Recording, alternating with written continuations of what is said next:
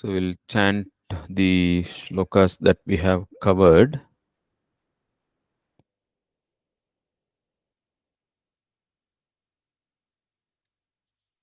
First we'll chant Shanti Mantra. Om Ishvaro Gururatmeti Murti Beda Vibhagine Vyomavad Vyaptadehaya Dakshinamurtaye Namaha. Harihi Om. अथ पञ्चदशोऽध्यायः पुरुषोत्तमयोगः। श्रीभगवानुवाच ऊर्ध्वमूलमदः शाखम् अश्वत्थं प्राहुरव्ययम् छन्दांसि यस्य पर्णानि यस्तं वेद स वेदवित्।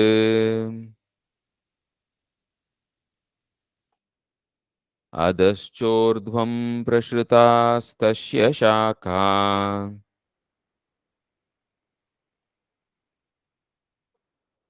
गुणप्रवृद्धा विषयप्रवालाः। अधश्च मूलान्यनुसन्ततानि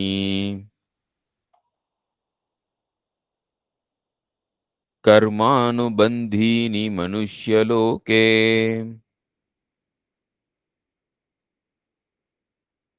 न रूपमस्येह ततोपलभ्यते नान्तो न चादिर्न च सम्प्रतिष्ठा। अधश्च मूलान् अश्वत्थमेनं सुविरूढमूलम् अशङ्गशस्त्रेण दृढेन चित्वा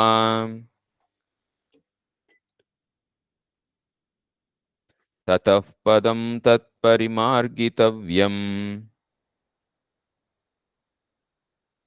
यस्मिन् गता न निवर्तन्ति भूयः। तमेव चाद्यं पुरुषं प्रपद्ये यतः प्रवृत्तिः प्रसृता पुराणी निर्मानमोहाजितसङ्गदोषा अध्यात्मनित्या विनिवृत्तकामाः द्वन्द्वैर्विमुक्ता सुखदुःखसंज्ञैः गच्छन्त्यमूढा पदमव्ययं तत्।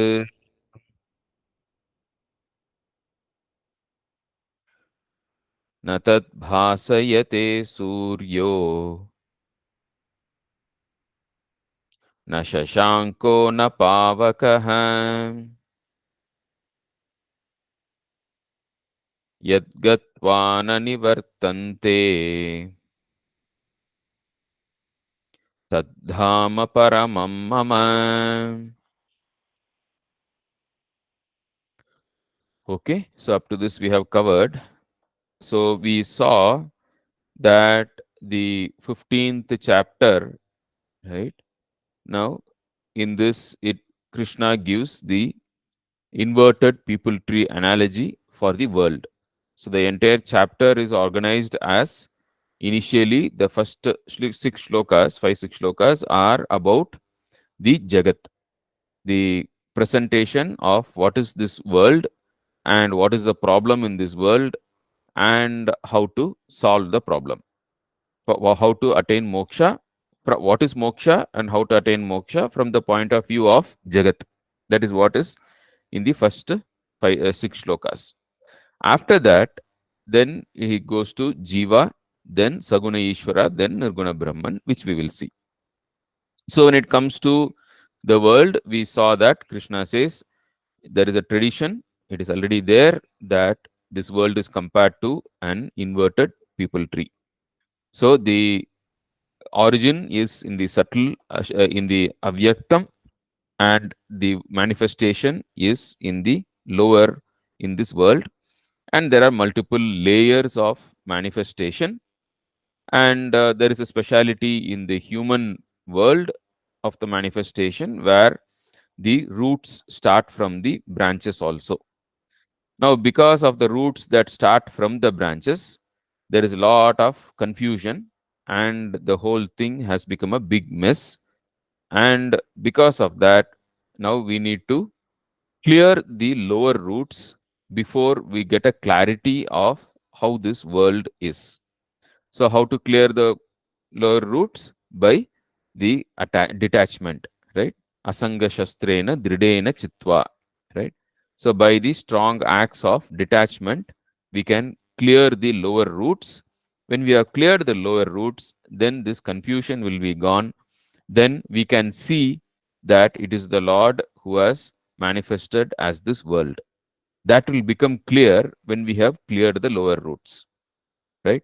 So current, and this is what is karma yoga. So by karma yoga, when we have cleared the lower roots, then we can see how the Lord has manifested as this world, and then we can surrender to the Lord, that, right? And then we will attain the supreme, right? Adhyam purusham prapadye, right? So surrender to this Lord, and then everything is fine. And the progress in spiritual life, as we proceed, what will happen? There's a beautiful shloka here. Nirmana moha jitasanga dosha adhyatma nitya vinivritta kamaha dvandvair vimukta sukha dukkha sanyair gachantya modha padam avyayam tat. Right? So from detachment to desirelessness to wisdom to jivan mukti to videha mukti. This is the progression of spiritual life that is also mentioned here. And then the beyond this world is the uh, Lord, and this is explained by this shloka, where it says that this supreme abode, the Lord, is beyond the three pramanas: pratyaksha pramana, anumana pramana, and agama pramana. So the Lord is beyond the reach of these three pramanas, and thus by presenting the world, and by saying that this world you can see, you can think about, and you can talk about, but the Lord, the Nirguna Brahman, which is in the background, in behind this world, that is beyond the access of these. So that way, the Adhyaropa Apavada method is used to indicate the Nirguna Brahman beyond this world, right? So up to this we saw. So now we will go ahead, where we will see next, from the next shloka onwards, the Gita talks about, this chapter talks about the Jiva Varnana. What is the Jiva? We already saw to an extent, we already in the introduction, like also, and yesterday also we saw that Jiva has Panchakosha, Annamaya Kosha, Manomaya, Pranamaya Kosha, Manomaya Kosha, Vijnanamaya Kosha, then Anandamaya Kosha. And we saw the same thing. Annamaya Kosha is nothing but Stula Sharira. Pranamaya Kosha, Manomaya Kosha, Vijnanamaya Kosha together is called Sukshma Sharira, and Anandamaya Kosha is called Karna Sharira. And these, the two lower Shariras, Stula Sharira and Sukshma Sharira, or in other words, the four lower koshas, the Annamaya Kosha, Pranamaya Kosha, Manomaya Kosha, Vijnanamaya Kosha, these are our instruments, right? These are our instruments. That is not our identity. Whereas the causal body, the Anandamaya Kosha, that is our identity as an individual. So, as an individual, I am the wielder of free will. I am responsible for my decisions, and I carry the three things, right?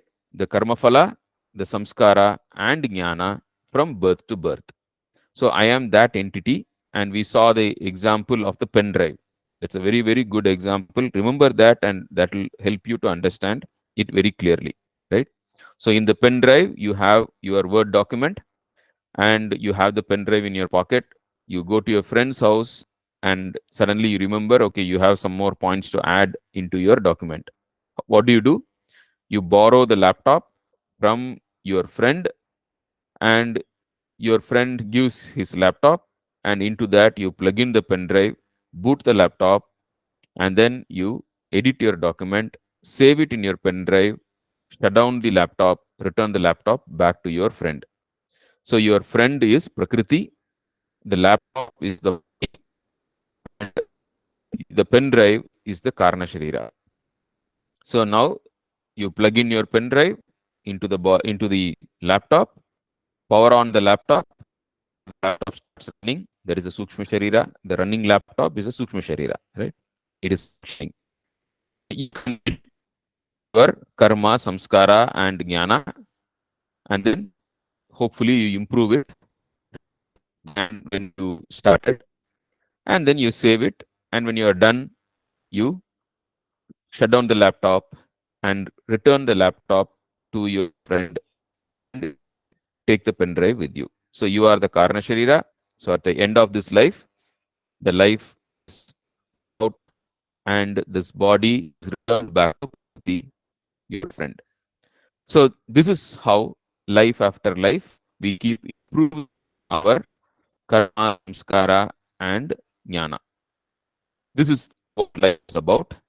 This idea, then over a period of time, when we are ready enough, then the Lord will send us a guru, take us to the next level where we will understand ourselves beyond this Karna Sharira. So to start with, we will say, I am the Karna Sharira, I am the Jiva, and work on it. And at the right time, we will be taken to the next level where we are shown that we are consciousness even beyond the Karna Sharira. That is the second step.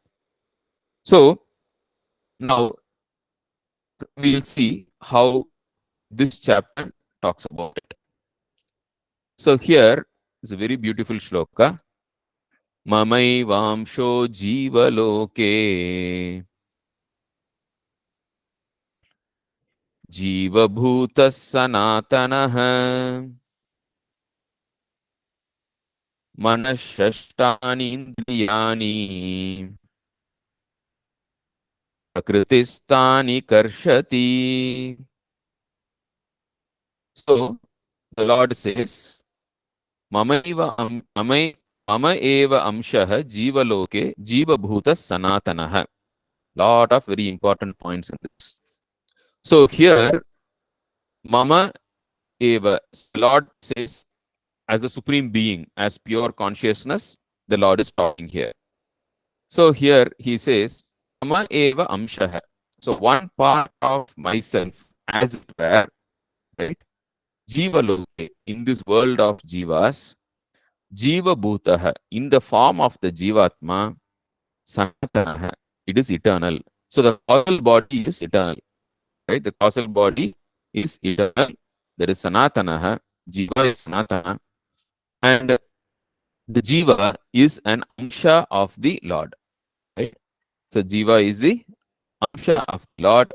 So Swami Tadatmananda of Arshabodha Center, Berkeley, he has created a video, a lot of very good videos he has in his YouTube channel, and his book on meditation is one of the best books. So you can watch, so you can search on YouTube for Swami Tadatmananda, and he gives this picture. This picture I have taken from his video. So the sun, which is the Lord, pure consciousness, and you have these buckets. The bucket is the Sthula Sharira, and the water in the bucket is the Sukshma Sharira, and this sun gets reflected in the water there. Right? That reflection is the Jivatma. Now, of course, this is an example, so the example has some limitations. So you see, the water is the cause, the reflection is the product, is the effect. But in the real case, the reflection is the cause, and the water is the product. That is the only thing difference in the example and the real case. Otherwise, this is a very good illustration. So when the bucket becomes old and leaky, now that water is poured into another bucket and the reflection continues, right? So this is how it happens. The sun is the supreme being, the reflection is the individual self, the water is the mind and the senses, and bucket is the body. So bucket is the sthula sharira, this is sukshma sharira, this is the karana sharira, the jivatma, and then this is the supreme lord beyond the karana sharira, pure consciousness. So a part of the supreme consciousness. So basically, here a part amsha is only a as it were, because the supreme, it's everything. There's nothing other than pure consciousness, and pure consciousness is akhanda. Right? There's no amsha in it. It is akhanda. But then, because of the existence of reflecting medium, the original consciousness gets reflected on the reflecting medium, and the reflected consciousness is the jivatma. Right? So this is how it is. And Atmadu Manashashtani Indriyani Prakriti Karshati. So from Prakriti Karshati borrows. What does it borrow? Manasashtani Indriyani. So the five senses plus mind, totally six. The six Indriyas are borrowed from the Prakriti and it uses them. So as I told you the example, right? From your friend Prakriti, you are borrowing the laptop, which is Manashashtani Indriyani. Right? From Prakriti, you borrow. And then why do you borrow? To improve your karma, samskara, and jnana. That is the objective. To improve that, you borrow from your friend Prakriti these things. So this is how the individual is defined. The individual is an amsha of the Ishvara, and the individual is Sanatana. Right? This we need to remember. Now, what happens? Birth and death. Shariram yadavapnoti yachapyutkramashi atishvarah gृहीत्वैतानि संयाति Vayurgandhani vasayat. So here, how the jiva moves from one body to another body, he explains here, and one example is given. Just as the wind carries the fragrance, the flower, uh, it carries the fragrance. Similarly, the jiva carries the sukshma sharira from one body to another body.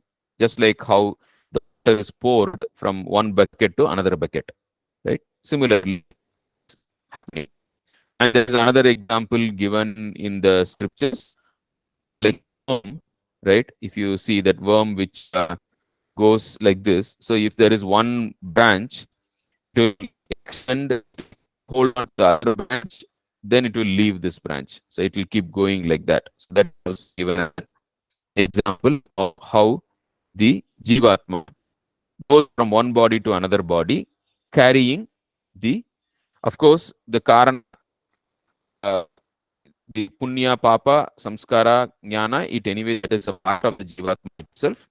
But then, according to the scriptures, even the mind and the senses are carried from one body to another body. That belongs to the sukshma sharira. And so, when the world is recycled, the Brahmaji during the pralaya, when he recycles the world, the sukshma prapancha is retained, the sthula prapancha is recycled. So all the sthula prapancha is recycled and sukshma prapancha is retained. And then during the Mahapralaya, when Brahmaji himself is replaced by another Brahmaji, that is when the Sukshma Sharira is also recycled, right? That is the mind and the sense, Sukshma Sharira and the Sukshma Prapancha of the mind and senses of everyone put together in Sukshma Prapancha. That is also recycled. And then going one step further, the Jivatma is Sanatana. So even if the entire universe is cycled, the karma and samskara and jnana, that continues from one birth to another birth, right? That is never lost. That is called as the sanatana, right? So now, what happens to the jiva in every birth, right? So what I'll do is I will, once we have the jiva varnana is completed, we'll have some discussions and then we will go for the Ishvara, Saguna Ishvara varnana. Okay. We'll- So let us chant. Rotram chakshusparshanam cha rasanam granameva cha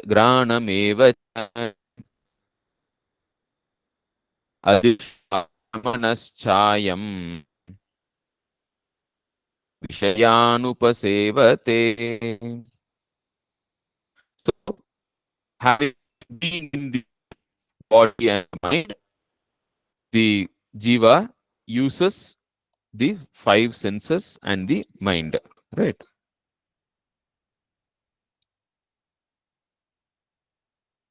Huh, Bishwaji? Uh, oh, audio is not good, is it? Okay, okay. Uh, Maybe you can switch off your video. It will save some bandwidth. yes, I'll do that. Yes, thank you. No problem.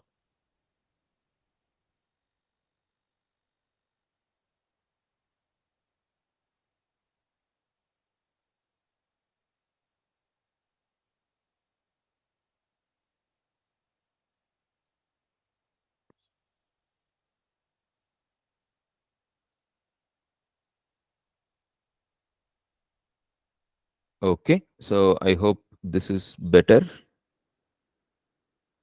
or I think I can switch to the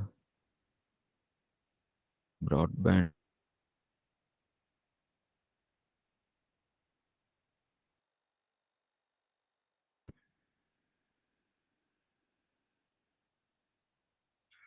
Okay, so I hope this is better.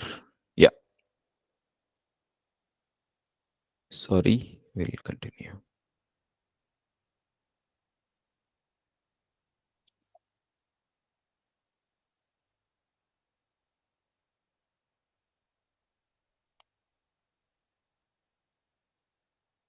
Okay, so okay, so the jiva uses the five senses and the mind to experience this world, right? So now here what we need to why is this shloka significant is that the jiva does not have direct access to whatever is the truth, right? Whatever is Brahman we call, right? And the jiva doesn't have direct access. The only access the jiva has is through the body, is through the senses and the mind, right? So the world which we see is a superimposition on the truth by the mind and the senses, right? That is what we see. So the experience of the jiva is totally, it's limited by the mind and the senses, and whatever is there beyond the mind and the senses, the jiva doesn't have any access whatsoever, right? So this is what the jiva experiences, right? Now comes a very, very interesting shloka here. Let us chant and then I'll explain. Utkramantam sthitam vapi Bunjanam va gunanvitam Vimudhananu Pashyanti Jnana Chakshushaha. So, Utkramantam Sthitam va api. So, it's a very, Utkramantam means when the jiva is moving from one body to another body. That is Utkramantam. Sthitam va api. Sthitam va means when the jiva is residing in one body. Okay. So now normally what do we see? When a person leaves one body and goes to another body, in between we say he is a ghost. The person is a ghost. The ghost goes from one body to another body, or the ghost is doesn't have any body. The we recognize that status. So here what Gita says is, not only when you are leaving one body and going to another body, you are a ghost. Even now, you are the ghost who is possessing this body. We say, no, like a ghost is residing in this body, a ghost has possessed this tree. We keep saying. Here he says, even when this body is there, this body is not a permanent association for you. You are the ghost who is occupying this body, right? Utkramantam stitam va api.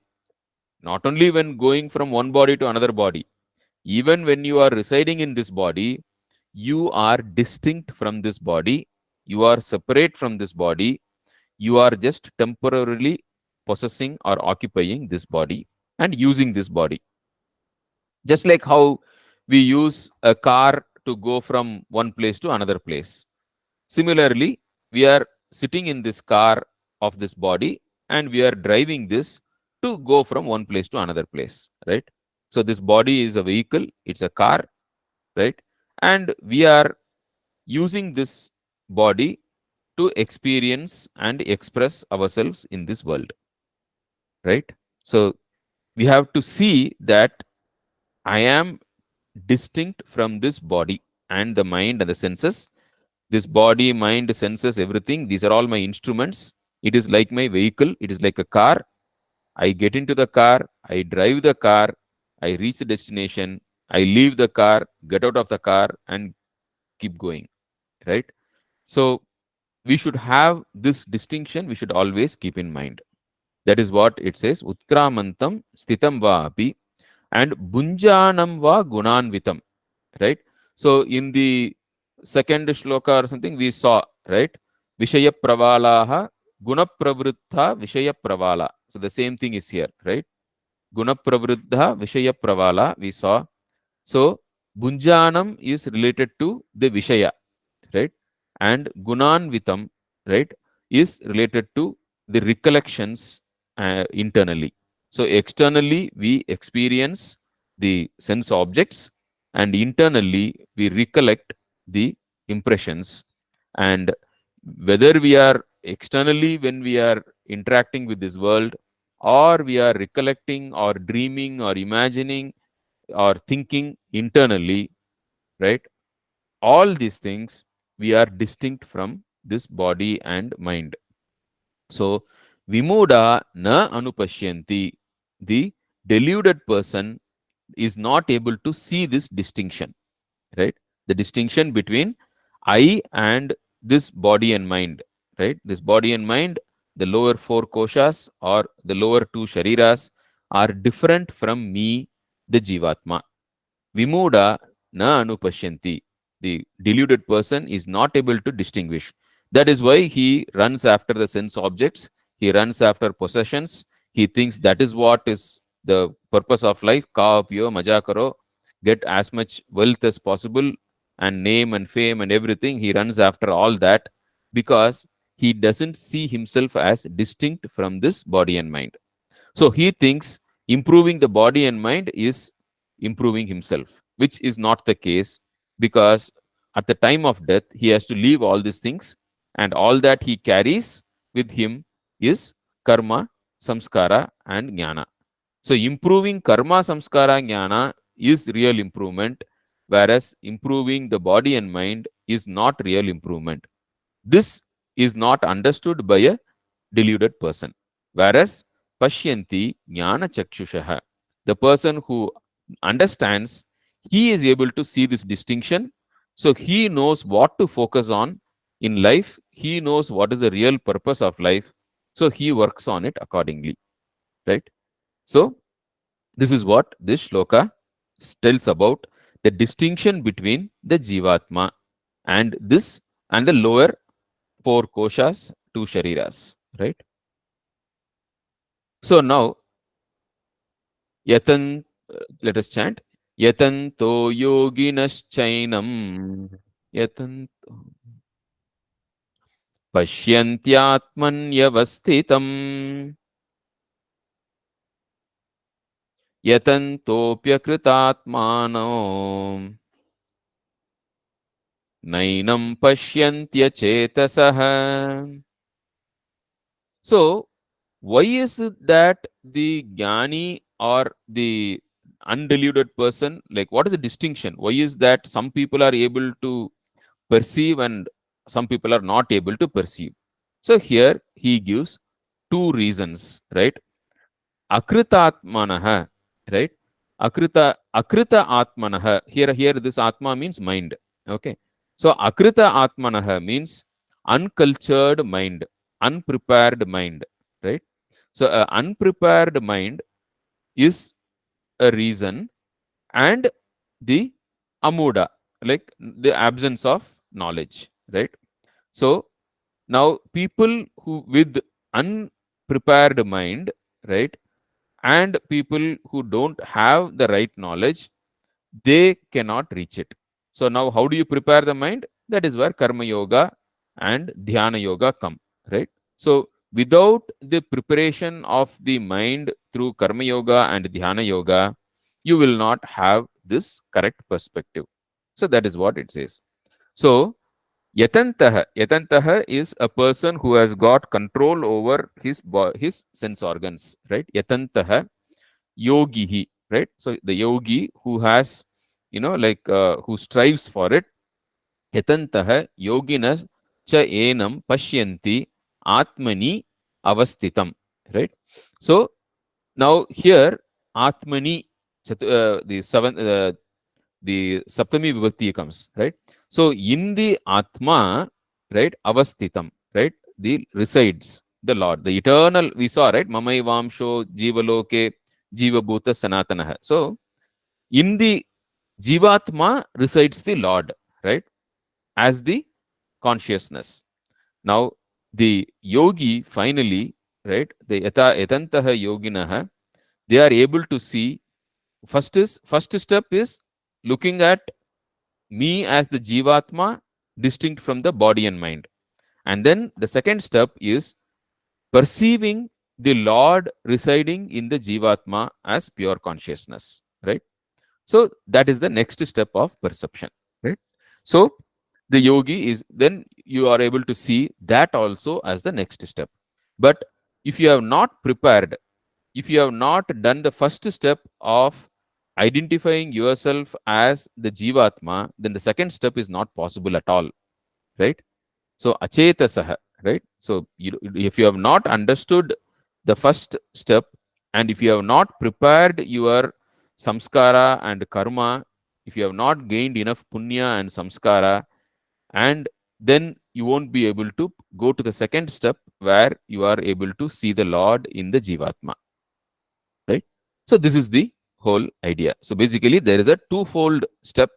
First is jnana yogyata praptihi, right? By identifying myself with the jivatma and disidentifying myself from the body and mind, and refining my uh, the karana sharira, refining my jivatma by improving the punya and uh, the samskara and jnana. By that, the first step. Second step is the jnana praptihi, where I understand or I realize the pure consciousness, the Lord residing in the jivatma, right? So now in the sixth shloka, we saw that the sun doesn't illumine, the moon doesn't illumine, and the fire doesn't illumine, right? The uh, upper world. So now here, this shloka, it is reconciled by saying that whatever you are able to have the knowledge, they are because of the light, right, which is of consciousness. So basically, there are two parts to it. Pure consciousness, Nirguna Brahman, cannot be accessed, cannot be illumined by Pratyaksha, Anumana, and Agama Pramanas. But then, your Pratyaksha, Anumana, and Agama Pramana themselves operate only because of they are illumined by pure consciousness. So, that aspect is presented in the 12th shloka here. Okay. So, we'll chant this. Yadadityagatam tejo jagadbhasayatekhilam yachandramasi yachagnou tattejo vidhi mamakam. Right? So, the light of the sun by which the whole world is illumined, right? Yat aditya gatam tejah jagat bhasayate akhilam, right? And the yat chandramasi, the light of the moon, and yat cha agnav, right? And the fire. So basically, like all these, right? Now, when you say agnav, right? Yat cha agnav, dvitiya, the second one is used. So which means there are two fires which are mentioned here. One is the laukika shabdaha, other one is the adhyatmika shabda. So the agama pramana, there are two agama pramanas. I think Anand Maharaj dealt with in pretty detail, right? We have the laukika shabda pramana, and then we have the alaukika or adhyatmika shabda pramana. Right? Upanishads is the adhyatmika shabda pramana. So this agnau, the dual case here indicates that. And all these things are the light of the Lord Himself, which is pure consciousness. Right? This is what is here. So the Jiva is conscious, that consciousness is the Lord, and with that consciousness, the Jivatma works with the having this three. Right? What are the three? Papa Punya, Samskara, and Jnana. And that is what the Jivatma uses the free will and improves that, and using the body and mind as instruments. So this is the Jiva Swarupa. So I'll pause here, and if any questions we can take, and then we can go ahead. Any so now the Jiva Varnana is complete here. So if anyone has any questions, then we can. So let's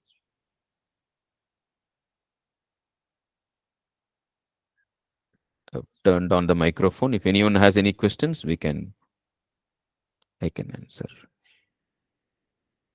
So the first six shlokas talked about the samsara varnana or jagat varnana, and explained what is moksha, what is the problem, what is sadhana, everything from that point of view. Then the second six shlokas talk about jiva swarupa, what is jiva and what is the problem, right? Big problem is because we are restricted with the, we are believe the perception is limited because of the senses and all that. And now what is the way to go ahead? Like by knowledge, by that akritatmanaha, right? Like by refining the jivatma, right? By refining our karma and samskara, then we can get the perspective, and then we can see the real truth. So this is the from the jiva point of view, what is the problem and what is the solution and what is the goal has been discussed very beautifully, right? In the second six shlokas. Any questions?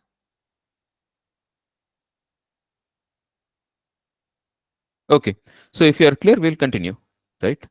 So next we will go for the next will be Saguna Ishvara Varnana, and we will continue with the next set of shlokas. Okay.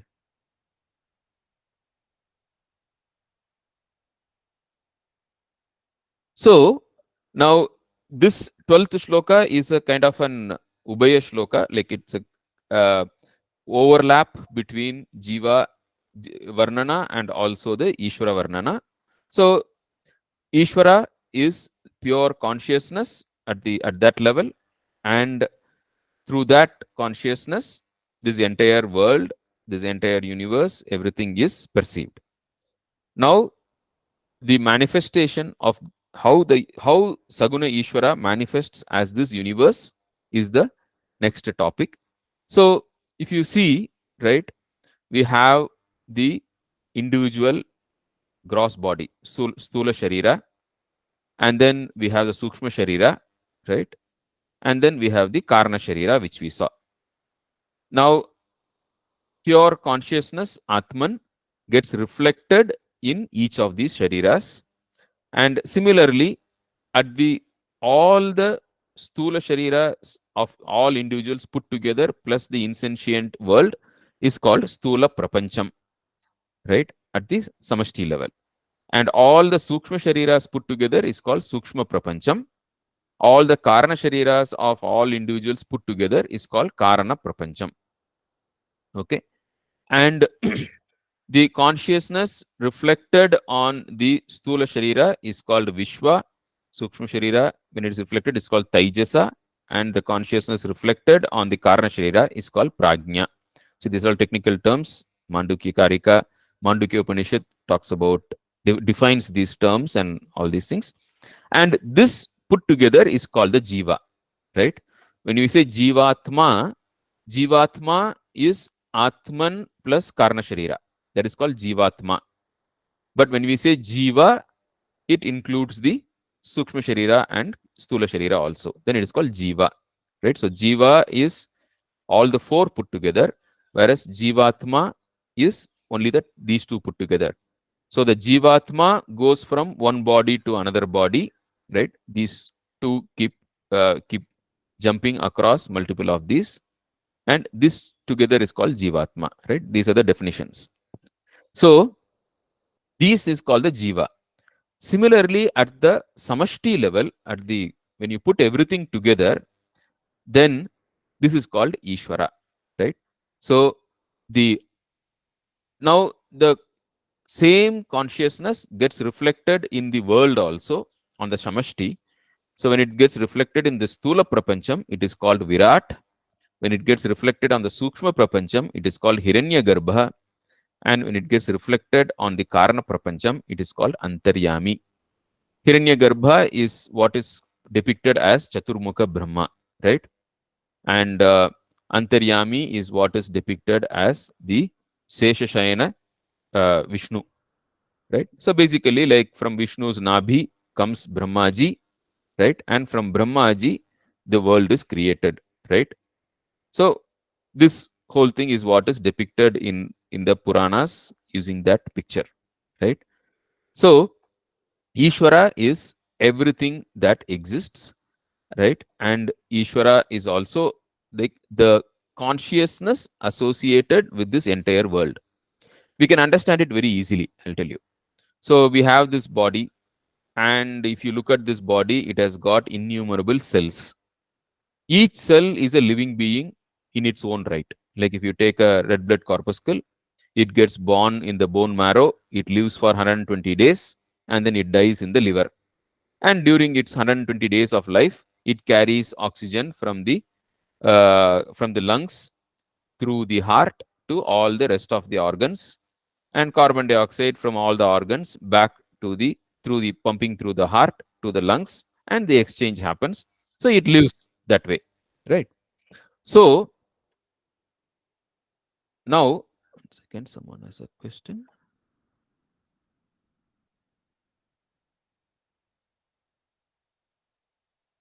Okay, when we'll come back when we pause, we will see.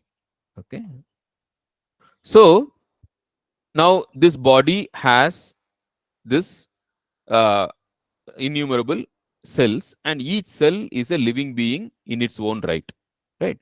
So similarly, this world has got innumerable living beings, and this whole, and just as how I identify as an individual, with all these individual, with all the cells put together, but still I say I am an individual, right? So similarly, the Lord says I am there, and but his identity is all this entire universe put together. So that supreme being who identifies himself with this entire universe is what is called as Ishvara, Saguna Ishvara, because to distinguish, or Saguna Brahman, to distinguish from Nirguna Brahman, which is this entity alone. So this alone is Nirguna Brahman, and when you put this entire universe also together, then that becomes Saguna Brahman. So Ishvara is that universal being who identifies himself with the entire universe, right? That is the definition of Ishvara, right? We call it as Vishwarupa Ishvara, right? So that is that universal being whom we are talking about here. So the next few shlokas describes this Ishvara, right? What is this Ishvara? How does he work? What is his nature, right? So maybe we'll pause. Someone had Umaji has raised her hand. Yeah, Uma madam, look, you have a question? Yeah, Gokul, my question is, where is the dissolution of it come? My body dies, right? And also does uh, the mind, the other part of it doesn't die, right? So where is that concept of the Hmm. world death? I mean, the entire thing, Huh, the gross side dying, that should understood. also be part of the Ishvara, right? And Huh. also, what is that, like, if it is only the tendencies and my jnana Hmm. and my karma that I carry, Hmm. then do I leave that mind part of it, which Hmm. also Hmm. has got the memory, etc., plus the body, of course, I leave, and then the world also will have to die, right? Okay, That okay, perspective is not coming. okay. I'll tell you. So now there are these three shariras. Okay. So thing is, this gross body, all the gross universe put together is the gross world, the Stula Prapancham. Okay. And so when the body dies, or when you say when the body dies, it means when the body is no longer capable of supporting life, then the Jivatma carries the Sukshma Sharira also and goes to another body. And like this, it keeps going. Okay. Now, at the universal level, there is one cycle also. So, during now, Hiranyagarbha, I told you, is Brahmaji, Chaturmukha Brahma. So, during the day of Brahma, that is called Kalpa, he creates a new world, a new universe. And from that new universe, this body is a part of it, and everything happens. Now, during the night of Brahmaji, he which is called Pralaya, this world is destroyed or recycled, right? The whole world is recycled, and a new world is created during the next Kalpa. And like this, every day, like during the day, world is created, during the night, world is destroyed. Every day and night of the Hiranyagarbha, Chaturmukha Brahma. And this is how this happens at this level. Now, Brahma also has 100 years of his life, and at the end of that, and that Brahma is uh, removed, and a new Brahmaji comes. And Brahmaji is basically, he is the head of the government, the universal government, and like Indra, Varuna, Vayu, Agni, they are all Jivatmas who have got lot of merit, who have taken these portfolios. Even Brahmaji is also portfolio, right? So a new set of government comes. So when this Brahmaji is removed, then the Sukshma Prapancha is also recycled. So which means your all the Sukshma Sharira also is gets recycled. The entire this place is also get recycled, and a new Brahmaji comes with, and then a new creation, a new cycle starts. This is called Mahapralaya, right? And when the new Brahmaji comes, and the new Brahmaji creates again during his day, creates, during his night recycles, keeps doing, and 100 years of his life, then this Sukshma Prapancha is, this entire thing is again recycled, and then another Brahmaji comes. This is how it happens. So this part gets recycled during the Maha Yuga. And this Karna Sharira, that is Sanatana. And Karna Prapancha is also Sanatana. This never gets recycled, right? That is eternal. And so, which means, like, the karma and samskara which the jivas improve upon, that they work upon, they get carried over even across Mahapralaya. Even when the entire universe is recycled, this one is not lost. So, from whatever is there, the jivas continue. And this is what is there in the, this whole thing is there in the 8th chapter. 8th chapter, Krishna explains this. Uh, Clear? only one actually question. So you said like the mind, the sense organs are also physical, right? They are not in the Subtle. cosmic. It is subtle matter. That is what. So It when you is say a subtle, subtle matter, but it's also physical. no, it is not the matter of science. It's not a matter The of the the matter which science talks about is the sthula. okay. So when when the physical matter at the macro level it Hmm. dissolves, that means Hmm. this physical universe, that then Huh. That this is a, we sense can say, organs and you can say, all you that can say Big matter, Bang, right? does anything else get destroyed? Because the causal seem to be my jiva, and jiva, Causal is the jiva. the Yes. jivatma, Jivatma. Hmm. jivatma, sorry, and then the Hmm. jiva will both get dissolved. Only the causal remains when the Huh. destruction During happens. the Karma during thing. during during the Mahapralaya, everything is, the Sukshma Prapancham also gets dissolved. Okay. Even But the then Brahmaji's still life is carry, over. then each one of them, then that carries that individual karma Yes. and all that. Because, Nothing else yes. remains. Yeah. Yeah. Because, see, even Yama is also a position. So even Yama is, a new Yama comes. Even Yama Dharmaraja, a new Yama Dharmaraja comes Hmm. when this Sukshma Prapancham is recycled. And Right? when I die, do I only carry my causal, or I also carry my subtle thing, right? Memory and See, that see, part of see, it says, the scriptures say the subtle body under the normal conditions, like, right? You carry your subtle body also. That is how we have this child prodigies and all, because they are all in the Sukshma Sharira, right? But then during Mahapralaya, that is also gone. That Oh, cannot go across Mahapralaya. So you don't so need we to have worry to about. learn again.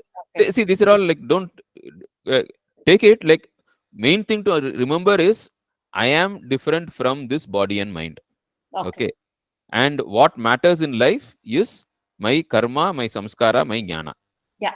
That I got it. That is the core teaching in this whole thing, right? And why dissolution as a perspective is not shown in this thing is another, is like Meaning, you were showing Brahma, you are showing Vishnu, you are showing Brahma, you are huh? not showing Shiva. No, see, basically, like the same God, right? When he dissolves, he is called Shiva. Yeah. When he creates, he is called Brahma. Okay. So those are all just kind of Representation. representations. So you Okay. don't need to take them too Yeah. seriously. Thanks. Right? Yeah. Okay. Yeah, Gokulji, one question is Huh? academic question only. Hmm? At macrocosm level, we Hmm. do not have an equivalent of Swapna. And here it is there, no? Sukshma Prapancha. This entire universe is a dream of Brahmaji. It's uh, it's actually This Jagrat for him, right? At least looks like there's only Jagrat see, and there he is. imagines basically like, see, at that level, or even at this level, Swapna and Jagrat, there is not any difference. Okay. If it is present, then it is Jagrat. If it is in memory, it is Swapna. Right? Yes, When there was Swapna, it was Jagrat. Right? yes. So the difference between Swapna and Jagrat is only whether it is in memory or whether it is current. Right? Correct, Otherwise, there is no difference. correct. And this entire universe is a imagination. See, for Brahmaji is wise, so we say imagination. So this entire universe is an exists in the mind of Brahmaji only. Hmm. Okay, that is a way to understand. Okay, Yeah. okay, thank you. Yeah. Okay. So this is the relationship between macrocosm and microcosm, right? Now, having this understanding, we will be able to understand the Gita shlokas better. So basically, what you need to understand is Jiva is body, life, mind, intellect, right? Which is this part, right? Plus, and for the Ishvara is the universe. So, I think you're not sharing, sir. okay. Yeah.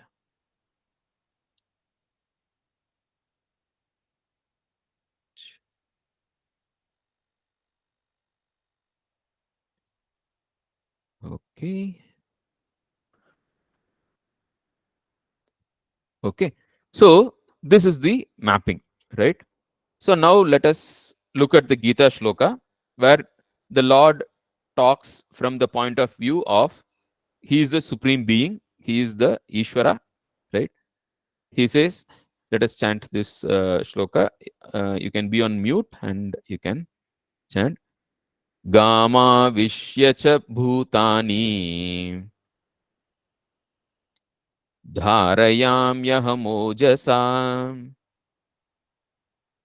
Pushnami Chaushadhi Sarvaha Somo Bhutva Rasatmakaha.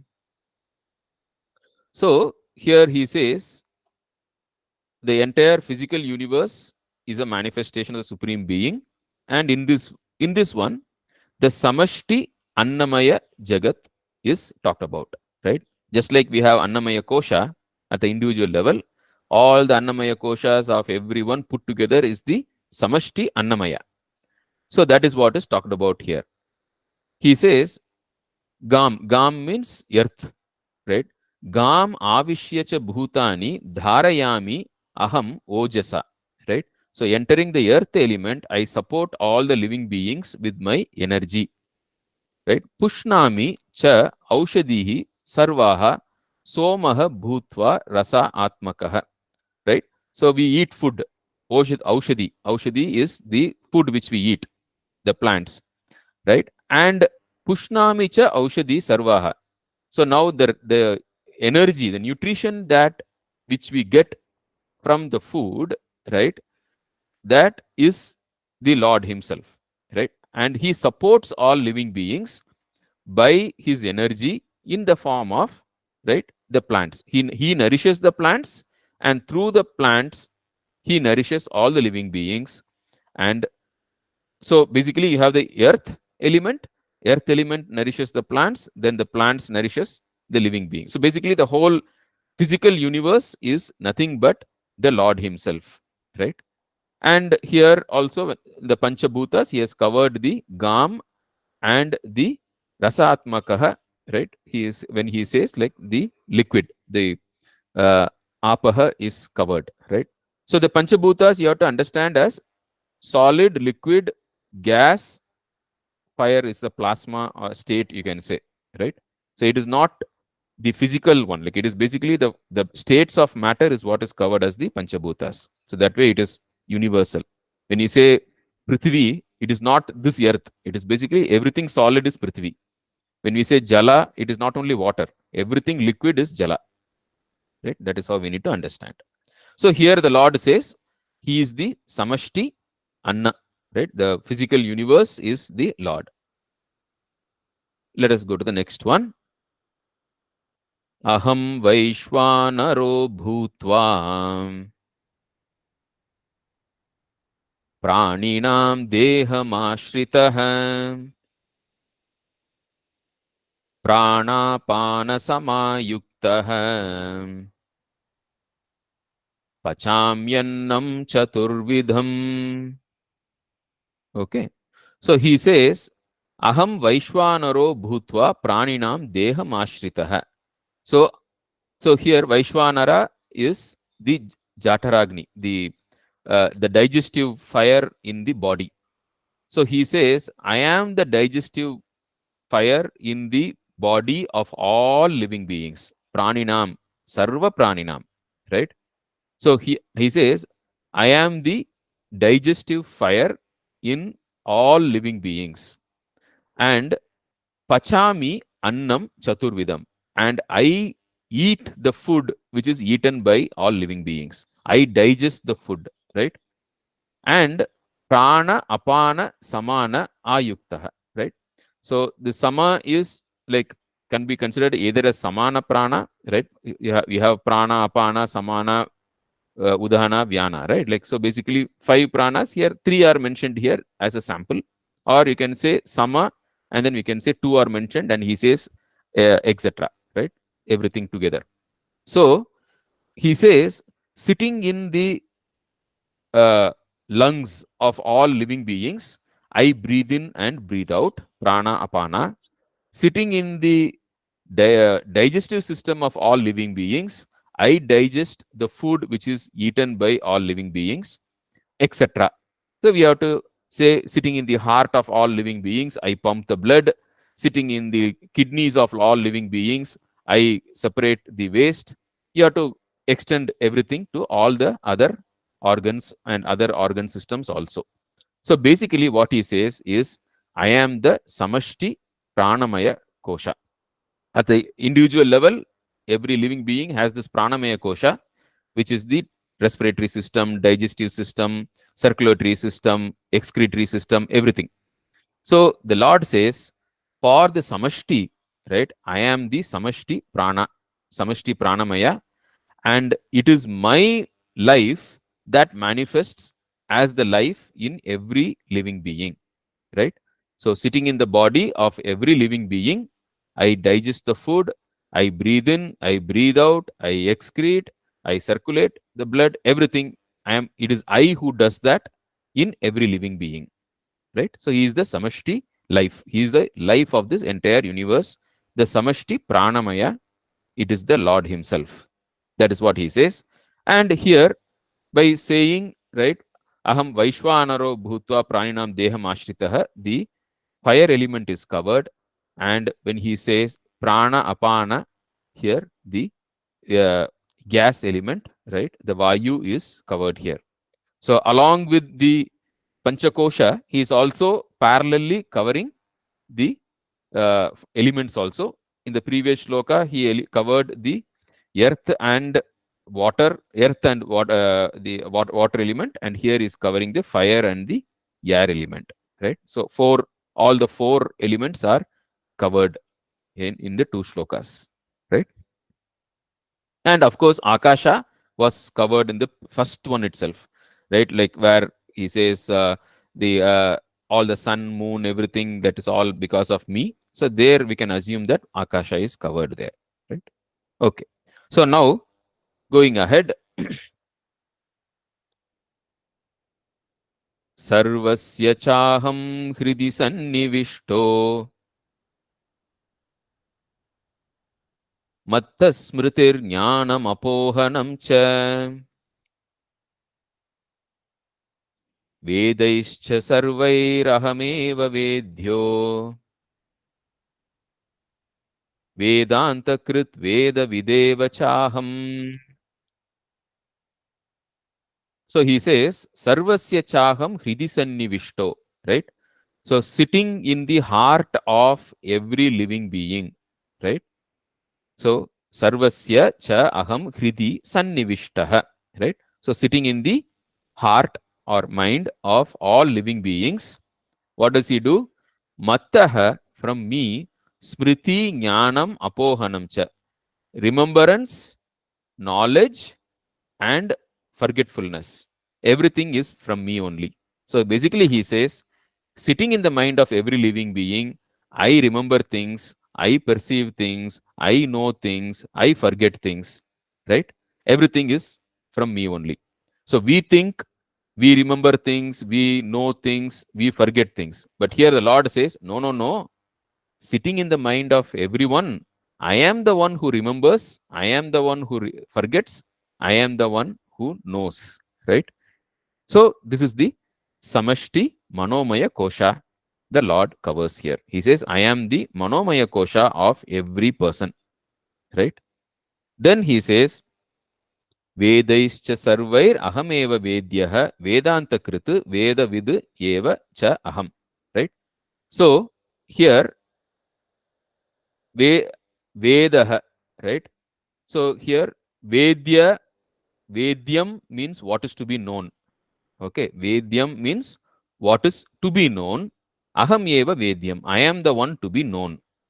Then Vedaischa Sarvaihi, right?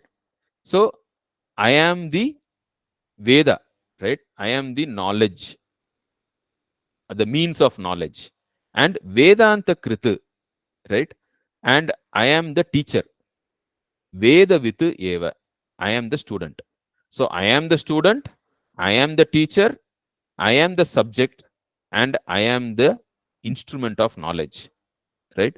I am the Veda, I am the Vedyam, the thing to be known, and I am the teacher and I am the student, right?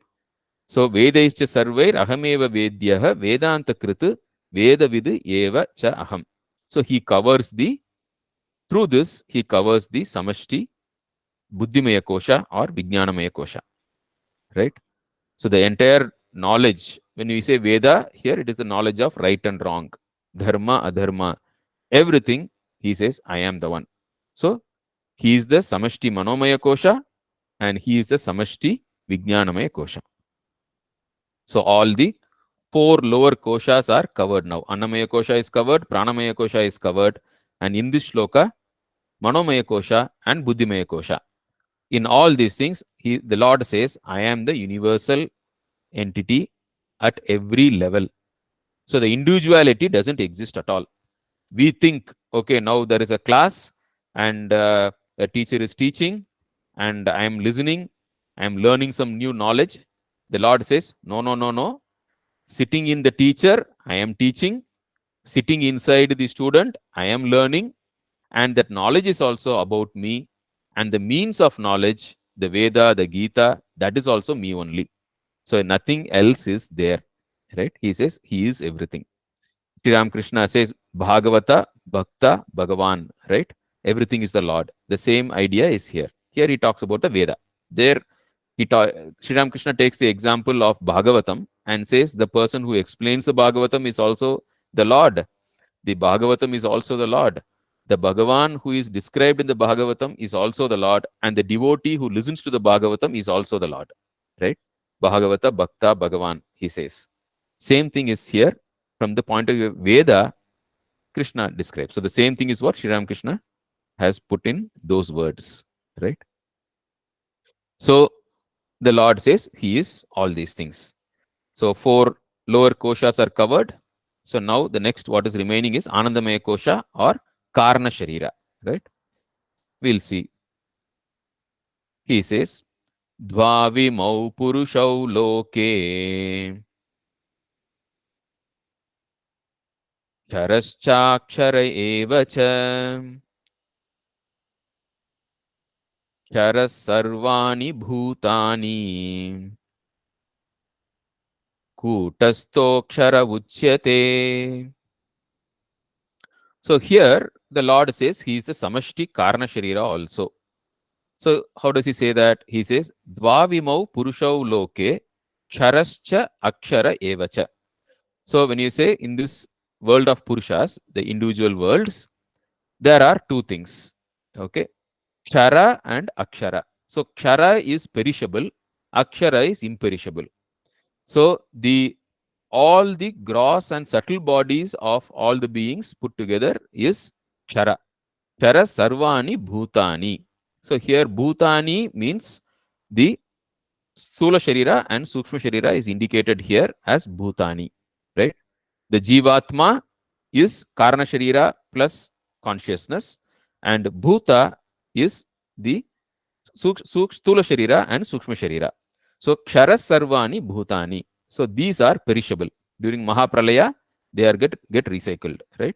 So Kshara Sarvani Bhutani. Kutastaha Akshara Uchyate. Kutastha is the Karna Sharira, Samashti Karna Sharira, right? That is Akshara, that is imperishable, right? So Kshara Purusha, Akshara Purusha. Kshara Purusha is Sthula Shukshma Sharira is called Kshara Purusha. Akshara Purusha is Karna Sharira, right? That is how he describes. So the entire causal universe, constituting all the karma phala, samskara, jnana of all beings in the universe are manifestations of the Supreme Being, right? So the gross and subtle worlds, sthula shukshma prapanchas, along with the gross subtle bodies, will get recycled when one Brahma replaces another, right? But the causal world continues to exist. Sri Ram Krishna puts it in a very nice way. He says, during the Mahapralaya, the Divine Mother collects the seeds in her pot, and during the next creation, using those seeds, the Divine Mother creates the next universe. So that is the pictorial way Sri Ram Krishna puts this shloka, right? So when the universe is recycled, then the karma, samskara, and jnana of all the beings, that is the seed, right? Using that seed, the next universe is created, right? So that is how the universe happens. So with this, the lower ones are covered. Now, from this point of view, what is Nirguna Brahman? We'll chant. Uttamah Purushastvanyah Paramatmeti Udahritah Yo Lokatrayamavishya Bibhartyavyaya Ishwarah. Again, here he uses the word Udahritah. Udahritah means it is already known. So again, Krishna says, whatever I am teaching is not something new. It is already in the tradition. This is what I learned from my Gurukulam. In the Sandipini Gurukulam, this is what I learned and I am teaching you. So Udahritah means it is told as, it is known as, like it has been the tradition, right? So Uttamaha Purushaha tu Anyaha Paramatma, right? So we saw two Purushas, Kshara Purusha, Akshara Purusha. Kshara Purusha is lower four koshas, Akshara Purusha is the Anandamaya Kosha or Karna Sharira. Now, Anyaha, Uttama Purushaha tu Anyaha. Apart from these is the Uttama Purusha, right? The higher Purusha, and he is called Purusham, Purush, he is called the Purushottama, right? So, Uttama Purushatu Anyaha Paramatma iti Udahrataha. He is the Paramatma.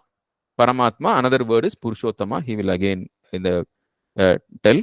So, the Paramatma is beyond these two Atmas. So, the Jivatma is the Karna Sharira. Paramatma is pure consciousness, right? And then you have the Kara Purusha, which is the Stula Shukshma Sharira. So, it's very, very clearly he has described, right? So, there is a supreme being higher than these. He is called the higher self, the Paramatma. And he pervades all the three worlds and sustains them. So, it is a Paramatma, the pure consciousness, which sustains the Stula, Sukshma, Karna, Prapanchas, right? So, all of them are existing because of this Paramatma, pure consciousness only, right?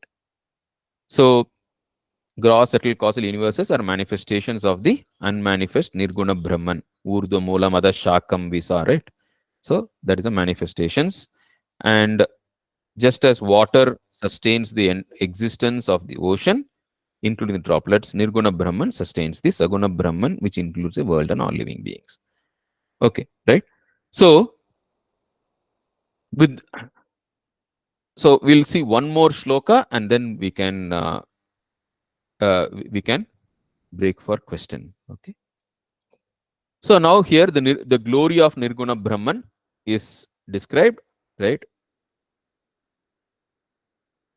Yasmat ksharamati toham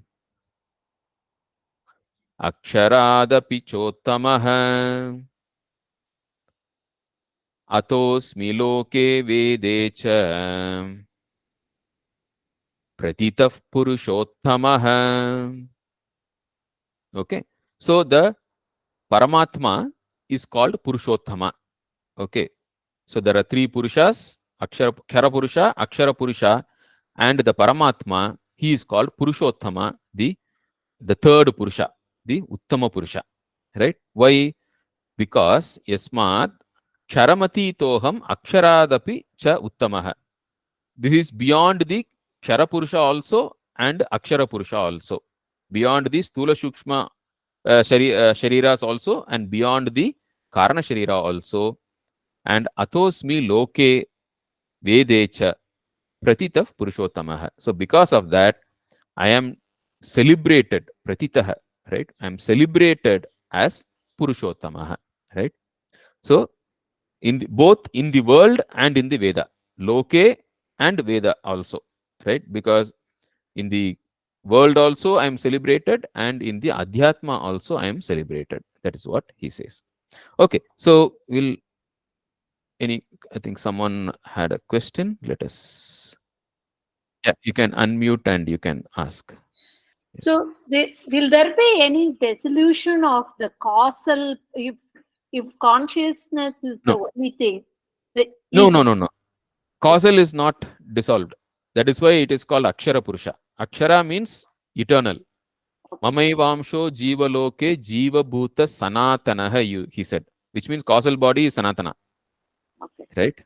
So And there here also, won't be any time where there won't be only conscience exist no, and then no, all the causes. Okay. no, Then no. the second question is, my physical body, I die and I carry. No, you don't die. You don't die. Physical body dies. The physical body dies, but then equivalent of it, there is no physical universe dying. That is pralaya. That is called pralaya. No, but along with that, the mind and the mind also. That is Mahapralaya. Pralaya is the physical, the Stula Prapancha getting recycled is called Pralaya. Okay. The Sukshma Prapancha getting recycled is called Mahapralaya. Okay, got it. Thanks. 8th chapter, you just see 8th chapter, he describes all this. Okay. Yes, Madhavji. Can you elaborate on when we see that God is consciousness or Advait, here in Gita, one of the earlier slok, he says, and then you give the example of Sri Ramakrishna, describing that when you are reading the Bhagavatam is also, or actually somebody is explaining you Bhagavatam, explainer, the devotee, or the listener, the Bhagavatam, and the God described in the Bhagavatam, all of them are one. But those are the parts of actually, what is it called? Saguna Ishvara.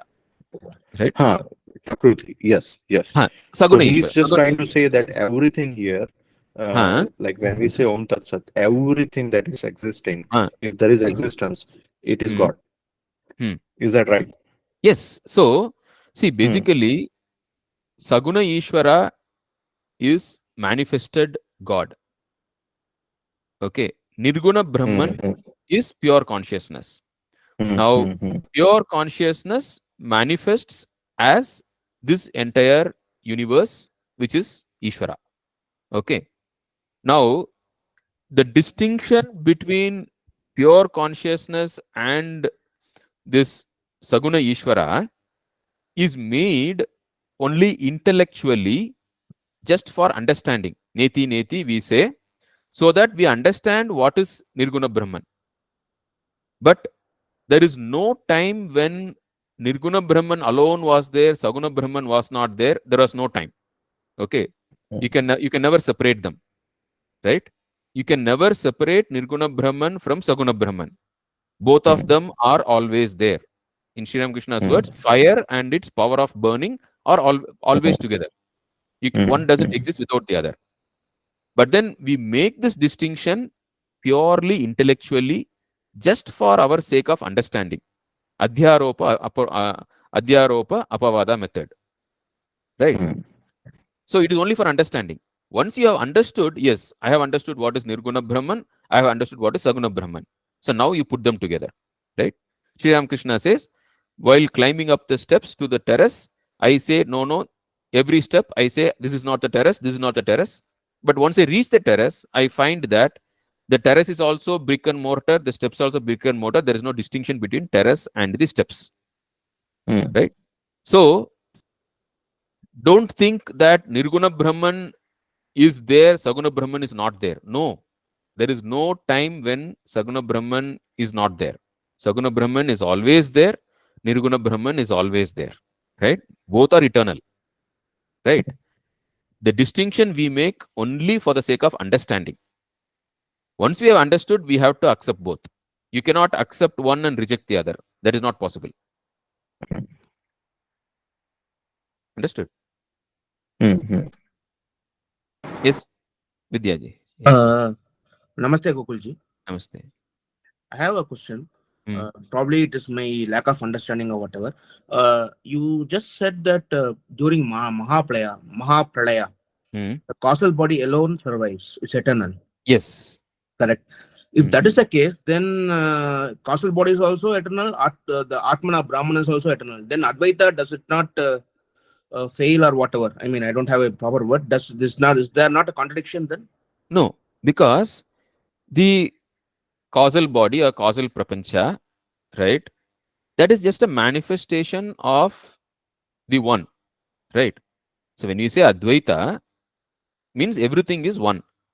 The Nirguna Brahman alone is there, that alone manifests as this universe, right? We don't say the universe is separate from Nirguna Brahman. That will be violating Advaita. We say the Nirguna Brahman and Saguna Brahman are one and the same. Fire and the power of burning cannot be separated. They are one and the same.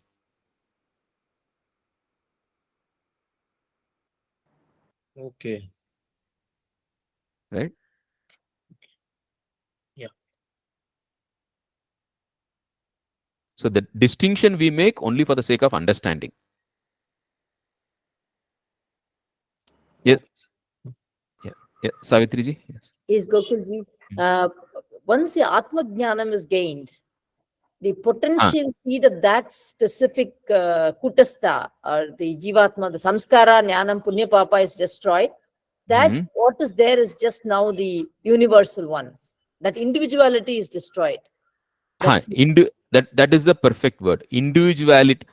Instead of saying individuality is destroyed, you can say the illusoriness of individuality is understood. okay. Because we saw, right? The Lord says, Aham Vaishwanaro Bhutva Praninam Deham Ashritah. I am the one sitting in all the living beings and digesting food. I am the one sitting in all the living beings, breathing in, breathing out. I am the Yes. one sitting in all the living beings, remembering things, forgetting things, knowing things. Right? Yes. So there is And no individuality at all. Right? yeah. The universal alone exists. Yeah, And yeah. even at the Karana Sharira level, the universal alone exists. The Yeah. Samashti karma, the samashti sanchita karma, samashti prarabdha karma, that alone exists. Yeah. It Got is our delusion that we identify a small portion of that and say, okay, this is Yes. my karma, this is me, this is my body, this is my mind. That individuality is the delusion. Okay. That So, association is no longer there. that is all. Okay. Thank you. So, Atmajnana is destruction of the delusion of individuality. That's it. Samashti is always there. That doesn't create any problem. So if everything is a God's will, right? So what we will do then? So basically, my question is, we don't we have any free will to do if everything is done by God? My Huh. question, my question. So see, at the current level, when we think we are individuals, so if you think you are an individual, then you have free will. When you give up your individuality, then everything is like you understand that everything is the Lord's will. See, it is all one within the other, right? So, like the best way to explain is through physics. Like suppose in physics, right? You have let us say like there is you are working out the dynamics of gas molecules. So you have 1 meter by 1 meter by 1 meter cubic place where let us say you have some gas inside. Now there are so many gas molecules the gas molecules keep bumping against each other. They keep bumping against the wall of the chamber. Now I can take one gas molecule and I can calculate all the dynamics of it. What is the momentum and where did it clash and what is the transfer of momentum? Everything I can work out the details, assuming one molecule as my system under consideration. All the laws of physics will work. Now I can also say, no, I will consider 10 molecules together. So you can take 10 random molecules and then you say within these 10 molecules, whatever dynamics I will ignore. My system boundary is these 10 molecules put together and I work out all the physics equations, everything will work, right? Because now you define what is the system boundary and the physics will work across that boundary, right? So when you say law of conservation of momentum, like you define what is the boundary and then the law of conservation will work across that boundary. If you put the boundary as one molecule, the law will work against that boundary. If you put 10 molecules together, the same law will work across the 10 molecules. If you put all the molecules together, if you consider the entire system, now there is no boundary, and because there is no boundary, there is nothing to consider. Similarly here, as long as you think you are an individual, you have created a boundary. Now the law of karma will act across that boundary. If you say like, no, I will consider my family as my boundary, right? So you put 10 people in your family, your father, his brother, your children, your wife, everything you put together. When you draw a boundary across this, then law of karma can be applied across this boundary. If you say like, no, I will consider my entire nation as, then for the entire nation, you have samashti karma, prarabdha karma, everything will work. Law of karma will work. If you consider the entire world as one system, same law of karma will work across the world also. So you draw wherever boundary, at that boundary, law of conservation works. Law of conservation is, law of karma is nothing but law of conservation. Now, when you say, no, I am not going to draw any boundary, the entire universe, the entire universal system is one whole. Now, because there is no boundary, there is no law of karma. There is no free will. So, as long as there is a boundary, free will is there. When you erase the boundary, when you say, I am not an individual, there is no individuality, then there is no individuality. Because there is no individuality, there is no free will. As long as you consider individuality, you have to consider free will. And this is not violation, like it is not contradictory. In physics, the same thing you apply in physics. The entire nature works on one same system, same process, same pattern is across everywhere. So every time you draw a boundary, conservation laws will apply across the boundary. So every time you assume individuality, law of karma, free will, everything will get applied. The moment you give up your individuality, then there is no free will, there is no law of karma, then nothing is there. So only the universal is there. Then the giving of, so basically the drawing of the boundaries also is the will of God. Then you mean to No, say? your will. You decide. Okay. Okay, got it. Yeah. This moment you can decide there is no individuality. Individuality is not there. Then like that is enlightenment. You can even basically you are rejecting the reality of individuality. You can still hold on to individuality, like Sri Ramakrishna says, like a burnt rope, right? He says the pakka army and kacha army, right? Kacha army is you are holding on to an individuality. Pakka army is you are holding on to an individuality, knowing very well that this is a fictitious individuality. It's an illusory individuality. You are just holding it just for the sake of transactions. That's all. Thanks. Gokulji, it is just that the experience continues, but the knowledge that this is illusionary is that is the distinction. Yes. The experience of individuality will continue. Yes. It's like in a dream, if you think of an equivalent, right? That we associate with the individual that you are with everything going around, but when you wake up, it is not. I mean, Huh. all of that is just you. But here the difference is, it is while you're in dream, you see that, you experience it, but you still know it. That is Yes. Yeah. So basically, like, see, it is like your latitude and longitude, right? So in school we learn latitude is what? It's an imaginary line parallel to the equator. Longitude is imaginary line perpendicular to the equator. When I ask someone where are you, then you say, okay, I am in 78 degrees east and 13 degrees north, right? So that's the latitude and longitude of Bangalore. So now you need to have latitude and longitude for your Google Maps to work and your navigation to work and all that. But then, is there any sanctity in this 78 and 13? No, it is just a number, right? If you go to space and if you look at the satellite picture, you cannot see any latitudes and longitudes. So all the latitude, longitude, your location saying 78 degrees, 13 degrees, these are all imaginary conventions, right? Created for the sake of transaction, right? In reality, they don't exist, right? But they are useful for transaction. So similarly, calling me as Gokul Muthu, you as Savitri, him as Raghu, Bishwajit, these are all names given for the sake of convention, just for transaction. In reality, just like latitude, longitude, they don't exist. There is no real existence of any of these individuals. Only the samashti alone exists. The whole earth alone exists. There is no latitude, there is no 0 degree, 90 degree, and all that. They are all just conventions, names or numbers given for the sake of transaction. That is all. Beyond that, they don't hold any reality.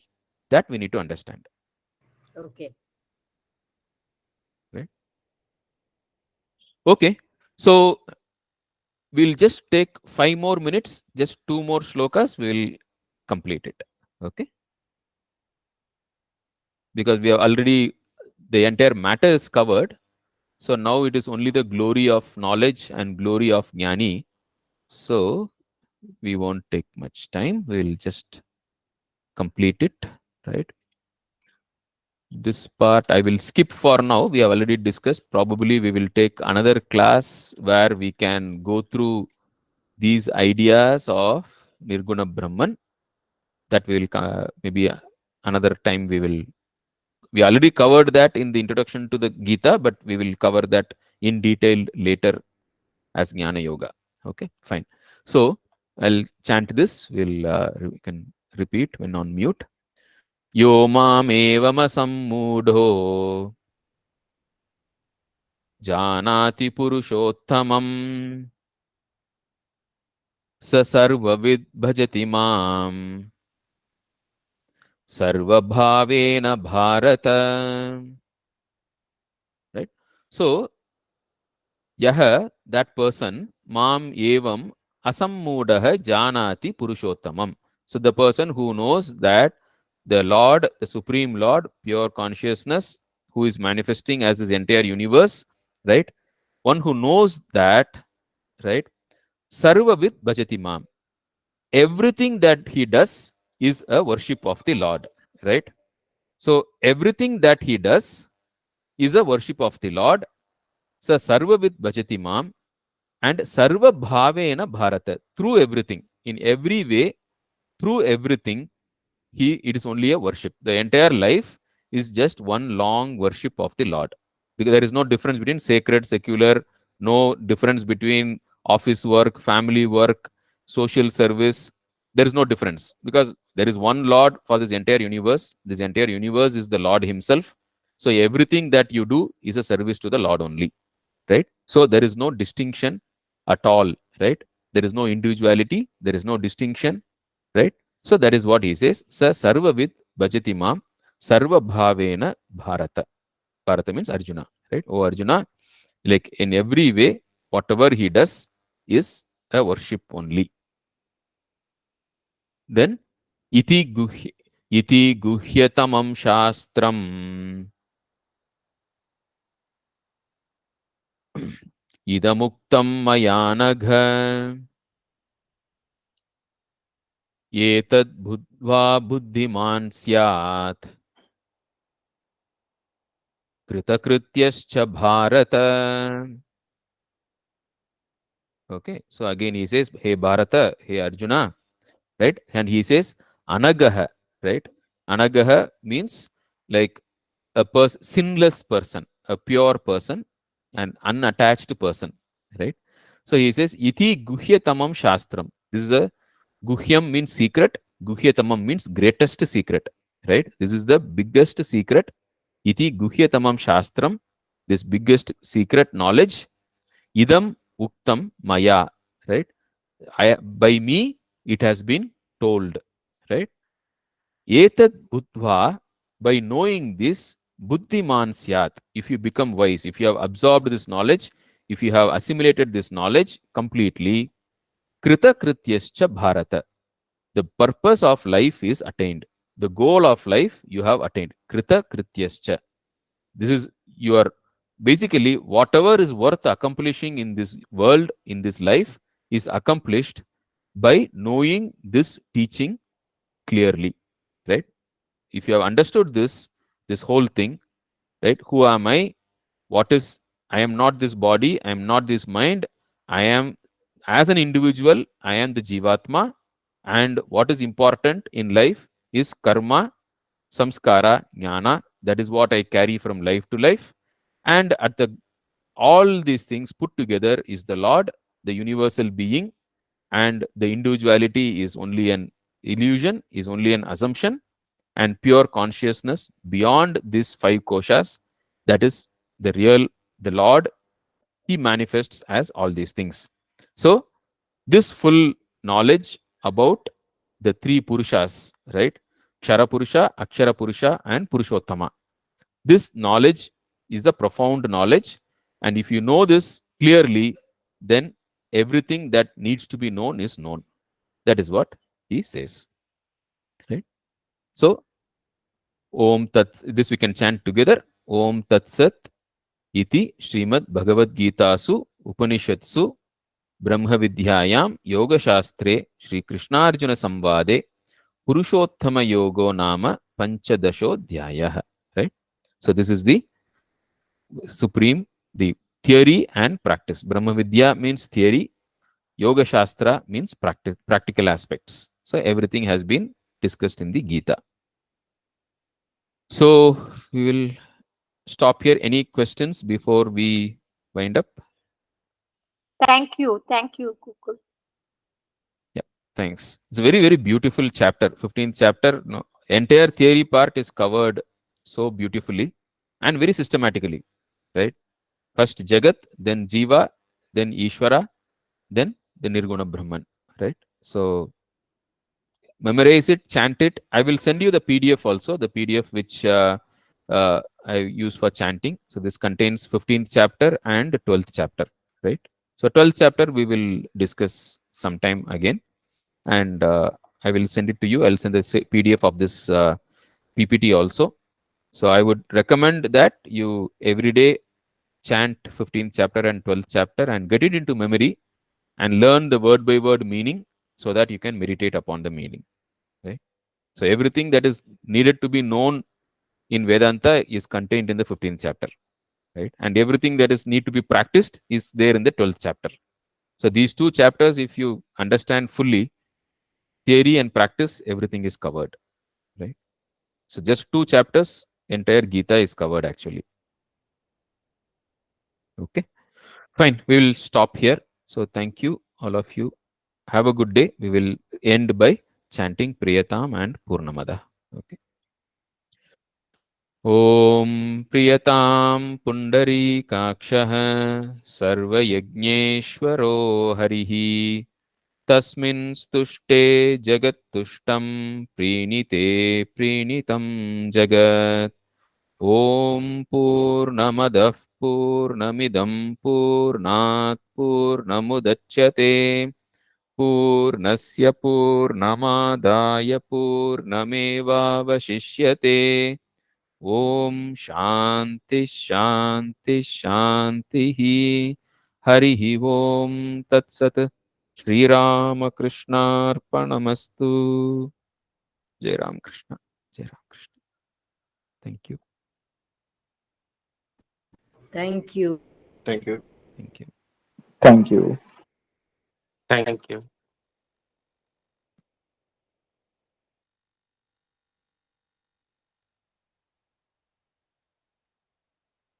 Jai Ram. Yeah.